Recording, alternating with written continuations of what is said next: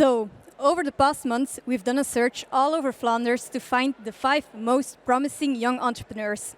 And of course, we've succeeded. Tonight, we will bring you forward the future 5 young bright minds that we've invited here to tell their story about their entrepreneurial journey. Let's just invite our first future 5 speaker of this evening. She is busy transforming the world of virtual experiences, and in her talk, she will tell you all about her highs and lows. Please welcome to the stage the founder and CEO of 3D, Sophia Huybrechts.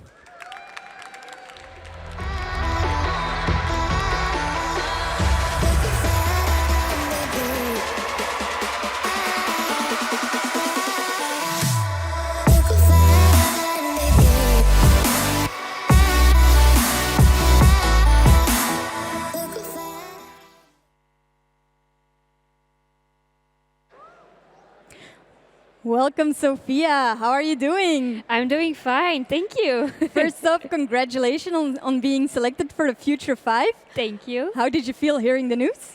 It was crazy, insane, but also very nice because hard work pays off, and it's very nice to see the results. We're already very happy to have you here on stage with us tonight. Of course, as an entrepreneur, you know how important it is to pitch well.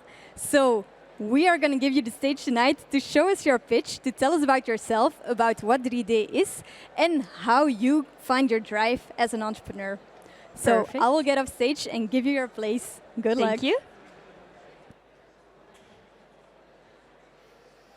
Hello everyone, I'm Sophia, I'm the founder of 3D, and first of all, I'm wondering who knows 3D?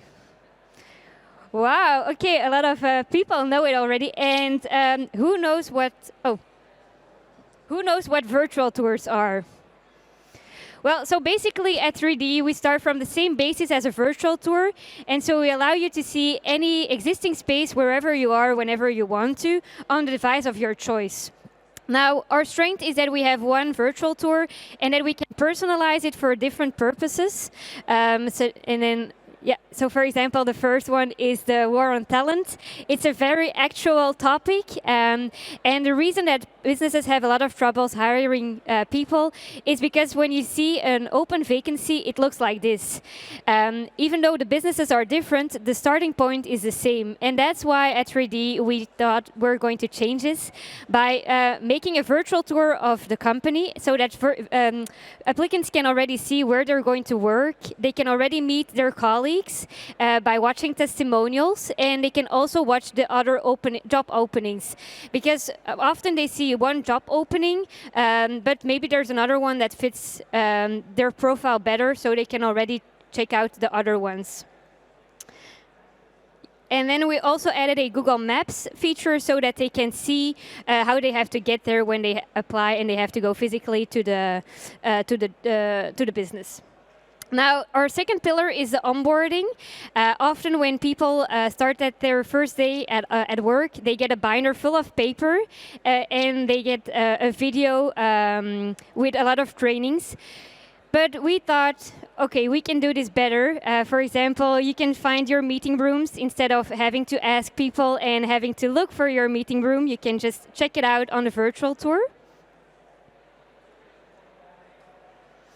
And then instead of reading the paper, you can just look what you're looking for. For example, if you forgot your badge, you can just check it out on the virtual tour and see what you have to do in case you forgot your badge. And since a lot of people are working from home and they're not there during the fire exercises, they can also view what they have to do when there is when there's fire. So they can click on the fire extinguisher and they can see how they have to use it. Now, a lot of businesses, they also try to have more income, and we help them by doing some product placement. So I don't know who watches this, but this is the bed and breakfast of Matthias Vergels and Lien van den Broeke. And so they added their partners in their tour. So if you think, oh, I like those towels, and I'm wondering from which company they are, you can just click on the logo and check it out and see where you can purchase them. And then lastly, we have the customer experience. We all hated to be stuck in traffic, and yeah, we want our expectations to be matched.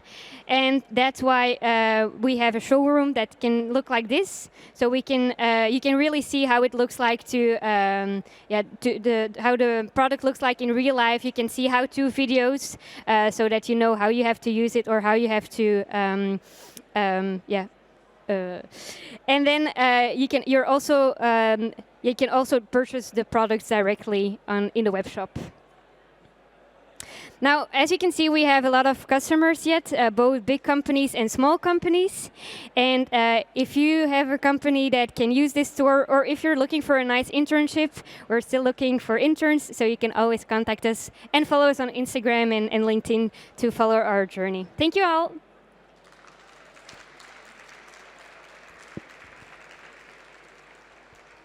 Hey. Well done, Sophia. Thank you so much for sharing your pitch with us. Let's just quickly have a seat so we can take a real deep dive into your story and your journey as an entrepreneur. So, first off, can you tell us a bit more about your background and what really inspired you to become an entrepreneur? Yes, so actually it's very funny because both of my parents are entrepreneurs, and I always said I'm never going to be self-employed. And then I was working at my previous job. I was working for a car brand, and they had to close their showrooms during Corona. And so one of my car dealers made a virtual tour of their showroom. And I was like, wow, this is so cool. And my dealer said, I'm never going to do this again. And I was so shocked because for me, this was the future. But basically, you could just see in the showroom, and you saw cars, but you didn't know what features you could put on it or accessories and so on. And so I was like, okay, we're going to find a partner who can do that. But this partner didn't exist. And since I don't have an IT background, I asked my brother to help me. And then he found everything. He was like, okay, Sophia, there's no person here in Belgium that can do it like you want it. But this is what you need to start your own company. And then I was like, okay, am I going to jump and follow my dream, or am I going to continue at my previous job? But then I just jumped and I just started my own company. Okay, so you just took the jump and went for it. So you told already a little bit how you came up with the idea of 3D. But was it very clear from the beginning, or did you tweak it a bit along the way? Yeah, for sure, we tweaked it. Actually, in the beginning, I thought this was going to be used in the real estate sector, definitely because that's where it's often used. But in the beginning of Corona, because that's when I started, people were buying properties without viewing it, and so the real estate agencies, they were like, we don't need your solution. And then I thought, okay, well then showrooms, obviously, because my dealers used it there. But because of Corona, there were no cars, so I couldn't make a virtual tour of it. And then at that moment, I was in an accelerator program, so I took the opportunity to speak with a lot of mentors and people, and just think about the challenges that they had and that they were facing. And then we saw that when we make one virtual tour, that we can solve many challenges by personalizing it. And so that's how we tweaked and changed completely. It's not that we don't do any real estate anymore. If they ask it, then obviously we do it. But our main focus is on onboarding and the war on talent. Mm-hmm. Okay. So you've tweaked your project already a little bit. So entrepreneurship comes with ups and downs. It's a roller coaster. Can you tell us about maybe the biggest challenge you've already faced and how you overcame it? Well, the biggest challenge was when I started, because I thought that was a solution that I was solving, and also I was way too impulsive. I just started my own company. I didn't really think it through or spoke with customers. And yes, since I had a problem finding the clients, I had to take a step back and I had to talk with them and see what my solution was solving. So that's how I did it. And when facing those challenges, was there ever a moment that you almost maybe gave up, that you had to push through? Well, when I started, I thought I was going to be launched very, very quickly, which was not the case, obviously. But I gave myself a year, and at no point I thought I was going to quit 3D because that's not an option. But I was doubting, like, okay, in 1 year, I really need the money, so I'm going to have to take a part-time job. And actually, it's because of one person that I did not have to take that, and it's because of Chris de Waele from L'Oréal. I met him last summer in August, and he was like, "Do you know how great or how good your product is?" And I was like, I know. And he was like, "We need this." And actually, he gave me a break. But he was also my first everything. He was my first multiple project. He was the first one who gave me my first podcast episode, the first project abroad, because last week we did one in Spain. And it's really because of him that I had so much opportunities and that I did not have to give up. Sometimes it only takes one person to believe in you, but more importantly, you also have to believe in yourself and in your project, of course. That's true. So, having talked about challenges, can you maybe talk also about the best thing that has happened to you while being an entrepreneur? There are a lot of great things that happened. I think just all the people that I'm able to meet and all the opportunities that I get being here on stage, for example, it's so cool. And helping all those big companies or even small companies with their challenges and seeing the results already from our pioneers and early adopters, it's just really cool. Yeah, I think so too, to really see it come alive. So next question, entrepreneurship, you're at the head of your own company. I can imagine it can feel lonely sometimes. How do you get through those times? How do you keep your motivation going? Well, that's really because of my entourage, and specifically because of two people who are here again tonight. My two parents. They're always there for me. We sometimes on Sunday we have like this mini brainstorm session about 3D, or even at our dining table, and just brainstorming about challenges that I'm facing. And actually they've been so supportive during my entire life, but most of all during this last 2 years that I started 3D. Most of all because of them. Yeah, so you told us your parents are also entrepreneurs. They know what you're going through, the path you have to take. But how is it with your friends? Do they understand what you're doing? Well, actually, my friends can be divided in 3 groups. So you have the ones that are super supportive. That it's really funny. A couple of weeks ago, I had my birthday, and some of them were like, "Oh, we already knew you were going to be an entrepreneur, and everything that you do is so great," and so on. So that's very nice to see and very heartful. Then obviously you have the ones that I met during this journey and that are also entrepreneurs, which is also very nice because being an entrepreneur has its ups and its downs, and it's nice to see the real side of the company and to help each other. And then the third group are the one that I lost. That's also part of being an entrepreneur and part of being an adult. Your inner circle gets smaller, and it's a pity that some people get jealous or like, "Oh, but you're so lucky," and they don't see the hard work and the nights that I've been doubting about myself and about the company, and just take everything for granted. That's a pity, but that's also part of being an entrepreneur. Yeah, I can imagine. So you do lose some people around you, of course, who can't keep up with the speed probably you're going. But part of entrepreneurship is networking, meeting new people, and gaining new friends, of course. Indeed. So moving on to another maybe fun memory. How was your first sale? Well, actually, the first sale was quite an easy one. It was one of my mini dealers because when I announced that I was quitting Mini, he was like, "Oh, we need this." So that was really easy and very fun that we could still work together. But the second sale was quite harder. Actually, I was so excited and so motivated. I was like, "Okay, the first one is in, so the next one will follow."